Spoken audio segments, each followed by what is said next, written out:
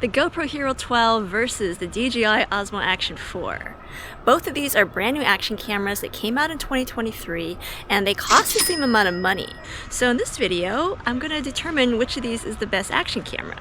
This whole video will be shot with both cameras. You're going to be seeing the footage unedited side by side so you can make up your own mind about which camera is best for you. We'll be doing image quality comparisons as well as audio quality comparisons and talking about a lot of usability features because to me, those are the two things that really separate these two cameras, image quality and usability. Also, this video is not sponsored by either GoPro or DJI. I am testing these cameras because I use action cameras to vlog and make travel videos on my second channel, Gemini Discover, and I genuinely want to know which of these two cameras is best for doing that. First of all, let's take a look at image quality. GoPro offers the highest resolution of 5.3K 60 frames per second, while DJI is capped at 4K 60 frames per second normal speed video. In terms of slow-mo, both can shoot at 4K 120 frames per second, but for 240 frames per second ultra slow motion, GoPro can shoot at 2.7K, while DJI is capped at 1080p.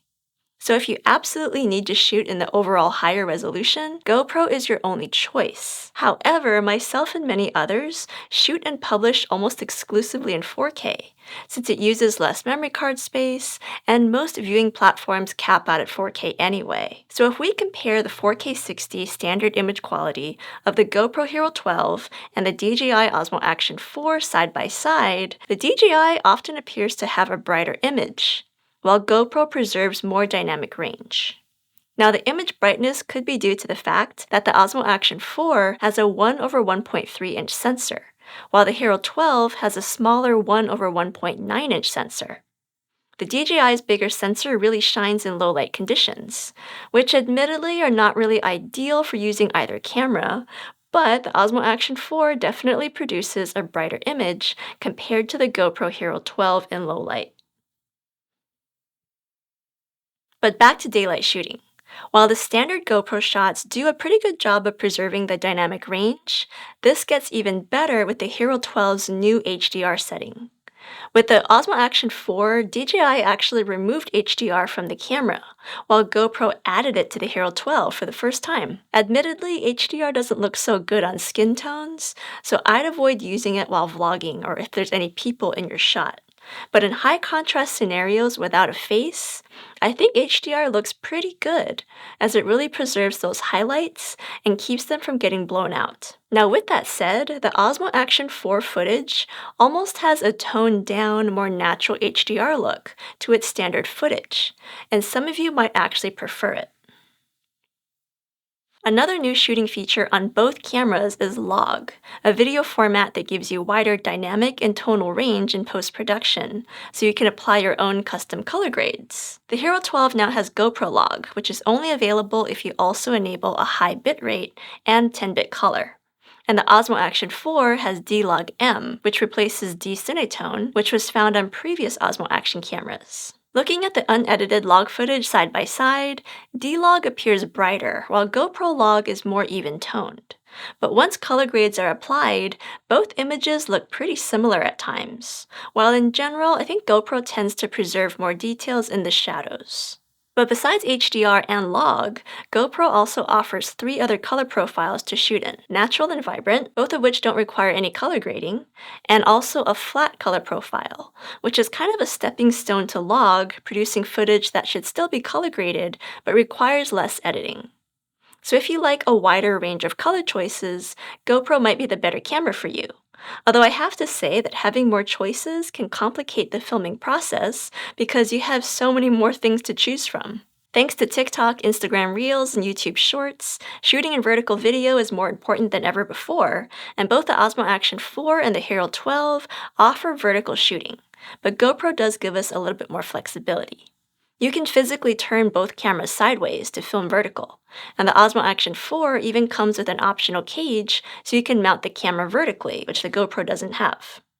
But the Hero 12 does let you choose from a vertical aspect ratio from within the camera, so you can keep it mounted horizontally and still shoot vertically. Or you can choose the 8:7 aspect ratio so that you can make your video horizontal or vertical in post-production. These are features that the Osmo Action 4 lacks. Both cameras also have digital lenses built in that offer similar but different fields of view. The tightest and most natural looking field of view is linear, or standard D warp. This eliminates that fisheye effect that people used to associate with action cameras to give you a more natural looking perspective. From there, you can go to wide to see more of your settings with just a slight warp to the edges. Or you can go even wider to super view on the GoPro or ultra wide on the DJI. Now, this is the widest FOV that DJI goes, but the Hero 12 can go even wider using its hyperview lens, which first came out on the GoPro Hero 11. But it does definitely have a lot of side distortion, so it should be used in very special scenarios. Also new with the Hero 12 is the Max Lens Mod 2.0, which is waterproof to 5 meters and also costs an extra $80, and it's only compatible with the Hero 12 at the moment. But it increases the GoPro's field of view even more, with Max Super View, or even wider to Max Hyperview. Again, this can really distort the sides of your shot and give you some extreme fisheye effects, so you probably don't want to use it all the time, but in certain cases, it can give you a really unique look. And best of all, the Max Lens Mod 2.0 gives you horizon lock, so you can do a full 360-degree rotation with your camera and still keep your horizon level. With the Osmo Action 4, they do have Horizon Steady mode, but it's only available when shooting in 2.7K or below. It doesn't work in 4K like it does on the GoPro. Both the DJI and the GoPro have really good built-in stabilization. That's rock steady for DJI and hyper smooth for GoPro. In general, I don't see a massive difference between the stabilization quality. Both cameras look really stable, even when I'm going at a hard run. And that's saying a lot because I don't have a smooth running gait at all. But I do think GoPro has a big advantage with that horizon lock that I mentioned when you're using the Max Lens mod. Not only is the field of view wider, but the camera maintains a level horizon even when being completely inverted. And this seems to help a lot with the overall stabilization, especially if you're going at a hard run or doing some really hardcore action. Now let's do an audio test for both of these cameras. So right now we're using the built-in mics for both cameras. We also have wind reduction set to auto on the GoPro and on for the DJI. And I'm standing an arm's length away from both cameras, so this is what it sounds like. I'm now gonna walk behind the cameras, and this is what it sounds like when I'm standing behind the cameras using those built-in internal mics. And again in front of the cameras. So this is the audio quality. Next, we're going to test out audio quality with the Media Mod on the GoPro. I think the DJI does a better job of isolating my voice and reducing ambient noise. But you can also add the Media Mod to the GoPro, which has its own built-in microphones, plus a 3.5mm microphone jack, and a cold shoe mount for connecting your own microphone. Now we're using the built-in microphones on the DJI Osmo Action 4 versus the built-in mics on the Media Mod. So the Media Mod does have a front-facing and back-facing microphone, and the nice thing about using it is that it also gives you the audio meter, so you can verify that your audio levels are working. And with the Hero 12, they've also given us the ability to use the front and back microphone, which is something that they took away over the last few models, but let's go ahead and test it out. This is what it sounds like using the front-facing microphone of the Media Mod, but now I'm going to turn that camera around, and this is what it sounds like if I'm standing behind the camera using the back microphone of the Media Mod. So the built-in microphone for both cameras, I've heard it before, the audio quality is okay, but we're always going to get a better boost in audio quality if we can add our own microphone, particularly a wireless microphone like the DJI mic. So right now we're recording with it on the GoPro Hero 12, but now we're about to connect it to the DJI microphone. In my opinion, DJI wins this in terms of usability because you can connect it directly to the Osmo Action 4 without using a mic adapter.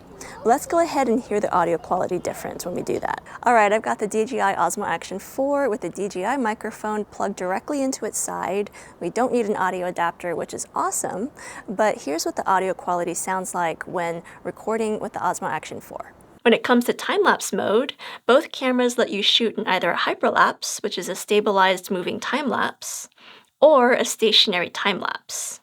You can set your own custom parameters or choose from built-in presets. Now, DJI offers a few specific daytime presets like crowds or sunsets or clouds, but no night presets. While the GoPro doesn't have any daytime presets, but it has quite a few night time-lapse presets, like star trails, vehicle trails, and light painting. I personally tend to shoot more night lapses, so I prefer GoPro's time-lapse presets over DJI's. Photography-wise, neither of these cameras is really ideal because the settings are quite limited, but the photo quality is decent, like they can take photos. GoPro gives you a lot of extra photo features like the ability to shoot in RAW, normal, HDR, or super photo, while the DJI just gives you JPEG or RAW photo options. But what I do like about the DJI is that you can choose the aspect ratio and shoot in either 4:3 or 16:9, while the GoPro only lets you shoot in 4:3. I personally prefer shooting photos in 16:9, which is the same aspect ratio that I shoot my videos in. Now, both cameras let you set a countdown timer, making them ideal for selfies or group portraits. But only GoPro lets you shoot in intervals, which can be helpful for making sure that you don't miss a key moment. Now, while image quality is important, so is overall usability, and both of these cameras offer unique features that the other does not. For one, the Osmo Action 3 and the Osmo Action 4 both have front-facing preview screens that are also touchscreens, which is really handy for double-checking and changing your settings. This is lacking on the Hero 12 and all earlier models. Some of them do have a preview screen, but it's not a touchscreen. Since I mentioned touchscreens, let's also talk about the camera menus and ease of use. GoPro now comes out of the box in easy mode, so it hides all of the professional settings. Now this can be good for those of you who want to just point and shoot with the camera and not fiddle with settings. Meanwhile, DJI doesn't have an easy mode, so it can be a little bit intimidating for users who think that they have to dig into the settings. You can actually just point and shoot with that camera as well. But both cameras do offer custom settings, which can be handy for quickly flipping from one preset to another. Personally, I prefer DJI's custom settings layout just because it is so much quicker to access, especially since you can use the quick switch button on the side of the camera to flip between modes, including your custom presets. Both cameras also offer different ways to attach themselves to mounts. The GoPro Hero 12 has the traditional GoPro finger mount that folds down, and it also includes a standard 1/4 20-inch hole for attaching accessories like a tripod plate or, my personal favorite, the Insta360 selfie stick. Meanwhile, the DJI has moved away from the GoPro finger mount and now uses its own unique magnetic quick release, which initially debuted with the Osmo Action 2. You may have your doubts about a magnetic mount, but this one is incredibly strong. I've accidentally stuck it out the window of a car driving 70 plus miles per hour, and to my surprise, it actually holds on really tight. I definitely prefer the magnetic quick release to the GoPro mount because it's so much faster and easier to use. And the good news is that there are third-party adapters, so you can add the DJI magnet mount and more goodies to the bottom of your GoPro. I'll tell you more about that in my upcoming action camera accessories guide coming soon. Now, when it comes to battery life, both cameras offer rechargeable batteries with the promise of high battery life. GoPro claims the Hero 12 can last 70 minutes while shooting in 5K 60 frames per second, or 81 minutes at 4K 60, while the DJI tends to only boast about their 150-minute battery life when shooting in 1080p. So let's put both cameras to the test and see what happens. So I ended up doing this battery life test a few times because one camera was being rather inconsistent with the results. So the first test I did was shooting in 4K 60 frames per second for both cameras. The DJI Osmo Action 4 lasted for 70 minutes and 5 seconds before the battery depleted with no overheating. Meanwhile, the Hero 12 lasted 71 minutes before overheating and more or less depleting the battery. There was about 2% left. The results of the GoPro were really shocking to me because if you saw my other comparison video between the Hero 11 and the Hero 12, I did a battery life test between the two, several of them, and consistently both the Hero 11 and the Hero 12 overheated in just over 30 minutes while shooting in both 4K and 5K. So I was really surprised that the Hero 12 lasted quite a bit longer this time.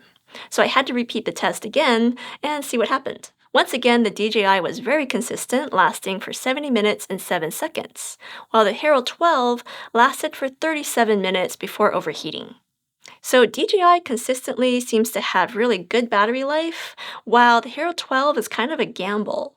Sometimes you might win, but in my tests, it overheated in less than 40 minutes, 75% of the time. So besides overheating, GoPros have recently also been known to have freezing bugs or issues while filming. But in my 1 year experience of shooting very regularly with the GoPro Hero 11, and in my couple weeks of constantly testing the Hero 12, I haven't had a single freezing bug or issue besides overheating while filming. But I have noticed that there's now a processing lag whenever I stop filming, and this happens whether I'm shooting in standard, HDR, or log. It's not a terribly long lag, but it is a bit of an inconvenience considering that the lag didn't exist before the Hero 12. As for the Osmo Action 4, I've never had a freezing or overheating issue with any of those cameras, and there's also no processing lag either. So in conclusion, which action camera should you buy? This is not an easy question to answer now that both cameras are the same price. But based on how I've been using these two cameras, I definitely have a preference for one over the other. But first, let me just say that based on image quality alone, both cameras are really impressive, and you can't go wrong with either one. So I would say that if you've already bought into one system and you have a bunch of older cameras, services, or accessories associated with one brand, such as a GoPro subscription and a bunch of GoPro mounts, then you might want to stick with GoPro. And the same is true for DJI if you happen to buy into a lot of their magnetic mounts. Let me also be real and say that if you have the Osmo Action 3 or the GoPro Hero 10 or 11, you probably don't need to upgrade to either of these cameras because those are all really great cameras and there's not that big of a difference between them all. But if you're buying an action camera for the very first time, I will say that as of September 2023, my recommendation for most people would be for the DJI Osmo Action 4. Most people, myself included, don't really need the 5K resolution of the GoPro, and while I honestly think the Hero 11 and 12 are the best GoPros ever made, I still find myself constantly reaching for the Osmo Action 4 when I'm going to go out and film. For me, it's all about the usability features that it offers. They just matter more, such as the front-facing touchscreen, the magnetic quick release, the battery charging case, and the fact that I don't have to use a mic adapter to add a microphone to this camera. Also, it doesn't have the overheating issues of the GoPro, and thus the battery life is longer and more consistent, and it's very easy to access my custom presets. It just overall is an easier camera for me to use.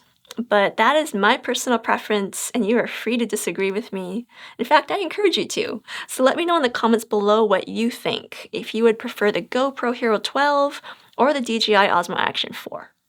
Let me know your thoughts. Thanks for watching, and stay tuned because I do have that action camera accessory guide coming up really soon. See you in the next one.